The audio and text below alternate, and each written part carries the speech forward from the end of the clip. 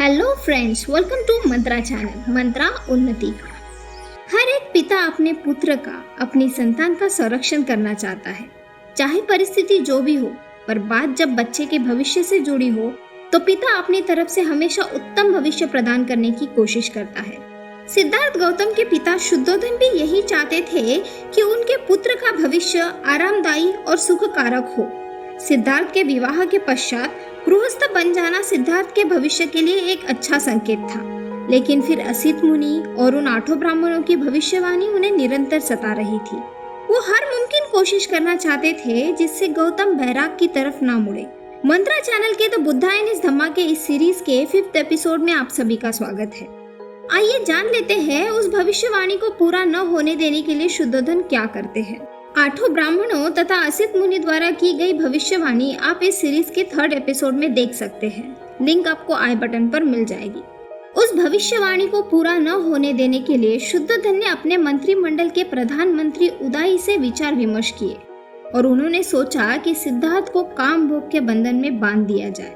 अब इस उद्देश्य की पूर्ति करने के लिए उन्होंने सिद्धार्थ के लिए 3 अलग अलग महल बनवाए, एक ग्रीष्म ऋतु के लिए, एक वर्षा तथा शीत ऋतु के लिए।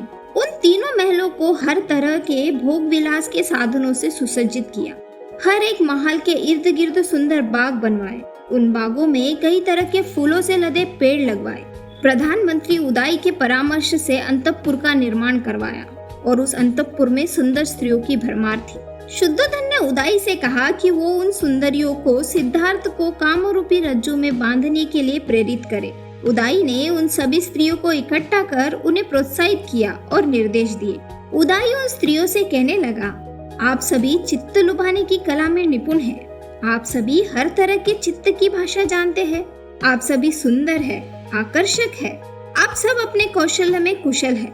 आप अपनी कला कौशल्य से उन ऋषि मुनियों तक को जीत सकती है जो काम जीत माने जाते हैं। यहाँ तक कि आप देवताओं को भी जीत सकती है। अपनी कला, चातुर्य और आकर्षण से पुरुष ही क्या, आप स्त्री तक को मोह लेती हो। अपने अपने क्षेत्र में आप सभी इतनी कुशल हो कि आप सबके लिए राजकुमार को वश करना कोई कठिन काम नहीं है। निस्संदेह यह वीर महान है, लेकिन स्त्री का बल भी तो महान होता है। आप सभी का एक ही लक्ष्य होना चाहिए कि सिद्धार्थ को वश में कर उन्हें काम रूपी रज्जु में बांध दे। उदाई के इन प्रेरणादायी शब्दों ने उन स्त्रियों को आत्मविश्वास से भर दिया और उन सभी सुंदरियों ने कुमार को वशीभूत करने का निश्चय कर लिया। अपने अंग, यौवन, अदाओं, वेशभूषा, नैन, सौंदर्य, केश, मुस्कुराहटों का जादू चलाने की हर मुमकिन कोशिश उन स्त्रियों ने कर ली, लेकिन सिद्धार्थ को वशीभूत न कर पाई। पुत्र के संरक्षण के लिए पिता के इस योजना का अतुलनीय और दार्शनिक वर्णन हमें द बुद्धा एंड हिज धम्मा में पढ़ने मिलता है। मुझे लगता है कि अगर किसी पाठक को लिटरेचर का उत्तम नमूना देखना है तो उन्हें बाबा साहब द्वारा लिखी गई इस बुक को जरूर पढ़ना चाहिए। आप बुद्ध को मानो या ना मानो, पर अगर आप साहित्य के कदरदान हैं तो यह पुस्तक आपके लिए खजाना साबित होगी। चलिए देखते हैं आगे बाबा साहब क्या लिखते हैं। जब प्रधानमंत्री उदाई ने देखा कि वो सभी सुंदरियां राजकुमार को वशीभूत करने में असफल हो रही है और राजकुमार उनमें कोई दिलचस्पी नहीं ले रहे, तो अपनी इस असफल योजना को सफल करने का नीति कुशल उदाई ने एक उपाय सोचा, और वो उपाय था सिद्धार्थ से एकांत में बात कर उसे समझाना। और एकांत में उदाई राजकुमार से वार्तालाप करने पहुंचा। वह कहने लगा, क्योंकि राजा शुद्धोधन ने मुझे आपके शुभचिंतक मित्र के पद पर नियुक्त किया है, तो मैं एक मित्र की हैसियत से आपसे बात करना चाहता हूँ। और किसी भी मित्र के 3 महत्वपूर्ण लक्षण होते हैं। पहला, अपने मित्र को अहित काम से बचाना, उसे हितकर काम में लगाना।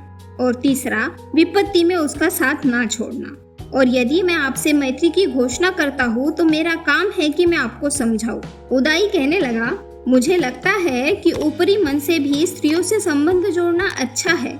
इससे आदमी का संकोच जाता है और रंजन भी होता है। स्त्रियों का आदर करना, उनके प्रति स्नेह जताना, उनका कहना मानना, उनके प्रति सद्गुणों को दर्शाना, ये सब स्त्रियों को प्रेम बंधन में बांधता है। तो क्या आप ऊपरी मन से भी उनके सौंदर्य के अनुरूप शालीनता दिखाने के लिए उन्हें प्रसन्न रखने का कोई प्रयास नहीं करेंगे? इतनी कठिनाई से हस्तगत हो सकने वाला काम भोग जब आपकी मुट्ठी में है तो निश्चित ही आप इसका तिरस्कार नहीं करेंगे। उदाई ने सिद्धार्थ को कई उदाहरण दिए जिसमें कई महापुरुषों, ऋषि मुनियों तथा देवों ने काम भोग के सुख के आगे घुटने टेक दिए। इस पर सिद्धार्थ ने स्पष्ट और सदृश स्वर में उत्तर दिया, आपने अभी तक मुझसे जो कुछ भी कहा वो आपके मैत्री भाव से निश्चित ही सही होगा, लेकिन मेरे हित से, मेरे दृष्टिकोण से आप कहाँ गलत है ये मैं आपको बताता हूँ। मैं सांसारिक सुखों की अवज्ञा नहीं करता और ना ही उसे तुच्छ मानता हूँ। मैं जानता हूँ कि सारा संसार इन्हीं सुखों में लीन है, लेकिन मैं ये भी जानता हूँ कि ये सारा संसार और सांसारिक सुख अनित्य है। ये सब एक दिन खत्म हो जाएगा या तो बदल जाएगा, इसलिए मेरा मन इन सुखों में नहीं लगता। और यदि यह स्त्री सौंदर्य स्थायी है तो भी कोई बुद्धिमान इंसान इसमें रुचि नहीं लेगा। और जहाँ तक आप कहते हैं कि बड़े बड़े महात्माओं और ऋषियों ने इस सुख के आगे घुटने टेक दिए, तो ये कोई उचित उदाहरण नहीं हुआ, क्योंकि मैं और आप भी ये अच्छे से जानते हैं कि वे सभी महात्मा और ऋषि क्षय को प्राप्त हुए केवल और केवल इस आसक्ति की वजह से, और जिसका परिणाम क्षय है वह कार्य वास्तविकता में महान कैसे हो सकता है। और जहाँ विषय आसक्ति को महत्व दिया जाए वहाँ वास्तविक जीवन का महत्व खत्म हो जाता है। जहाँ असंयम है वहाँ वास्तविक और काल्पनिक जीवन दोनों एक ही हो जाते हैं। और जहाँ आप मुझे ऊपरी मन से उन स्त्रियों के प्रति स्नेह जताने की बात करते हो, तो यदि मैं यह पूरी दक्षता और संयम के साथ भी कर लूं, तो भी यह सिर्फ एक छल और कपट हुआ। ऐसा सिर्फ वासना में लीन प्राणी ही कर सकते हैं, और ऐसे ठग की और कोई स्त्री क्यों देखना चाहेगी, और ऐसी स्त्री के और कोई पुरुष क्यों देखना चाहेगा। उन सभी स्त्रियों के प्रति स्नेह व्यतीत करना उन्हें ठगने जैसा ही है।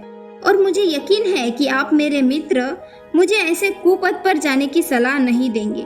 गौतम की बातों ने और उनके दृढ़ निश्चय ने उदाई को निरुत्तर कर दिया।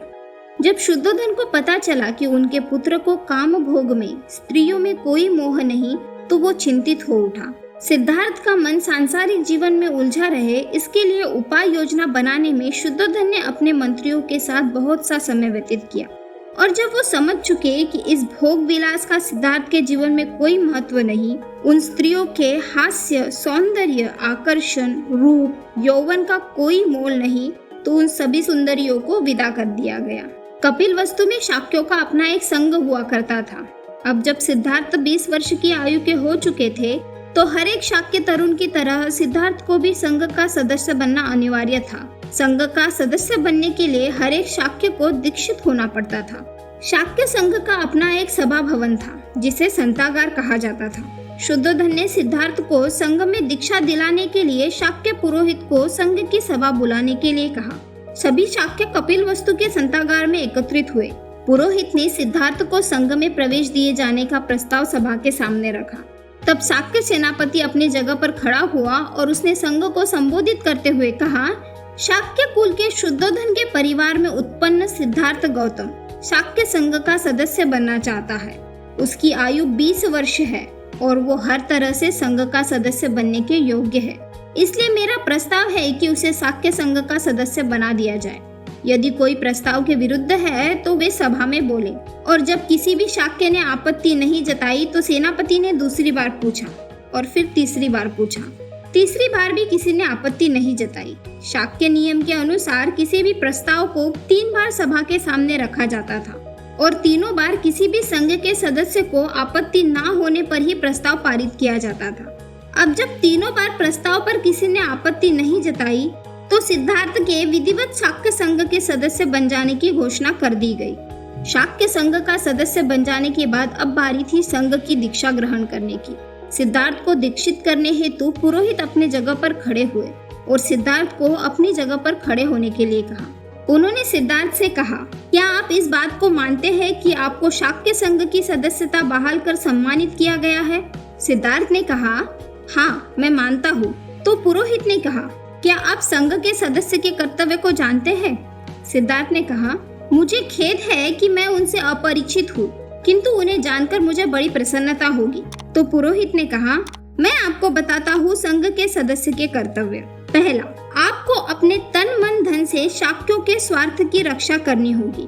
दूसरा, आपको संघ की सभाओं में उपस्थित रहना होगा। तीसरा, आपको बिना किसी पक्षपात या भय के किसी भी शाक्य का दोष खुलकर कहना होगा। चौथा, और यदि आप पर कभी दोषारोपण किया जाए तो बिना क्रोध के यदि दोष है तो स्वीकार करना होगा और नहीं है तो वैसा कहना होगा। पुरोहित आगे कहने लगे, और अब मैं आपको बताता हूँ कि क्या करने से आप संघ के सदस्य नहीं रह सकेंगे। पहला, व्यभिचार करने पर आप संघ के सदस्य नहीं रहेंगे। दूसरा, हत्या करने पर आप संघ के सदस्य नहीं रहेंगे। तीसरा, चोरी करने पर आप संघ के सदस्य नहीं रहेंगे। और चौथा, झूठी साक्ष्य देने पर आप संघ के सदस्य नहीं रहेंगे। सिद्धार्थ ने कहा, मान्यवर, मैं आपका आभारी हूँ कि आपने मुझे संघ के नियमों से परिचित कराया। मैं आपको विश्वास दिलाता हूँ कि मैं उन सभी नियमों का पूरी तरह से पालन करूंगा। और इस तरह से सिद्धार्थ का शाक्य संघ में प्रवेश हुआ। मंत्रा चैनल के नेक्स्ट वीडियो में जानिए द बुद्धा एंड हिज धम्मा के सबसे विवादित चैप्टर के बारे में। अगर इस सीरीज को लेकर आपके कुछ सुझाव है तो कमेंट कीजिए। वीडियो में कुछ पसंद आता है तो लाइक कीजिए। चैनल को सब्सक्राइब कर बेल आइकन प्रेस करना ना भूलें और इस नॉलेज को दूसरों तक पहुंचाने के लिए इस वीडियो को शेयर जरूर कीजिए।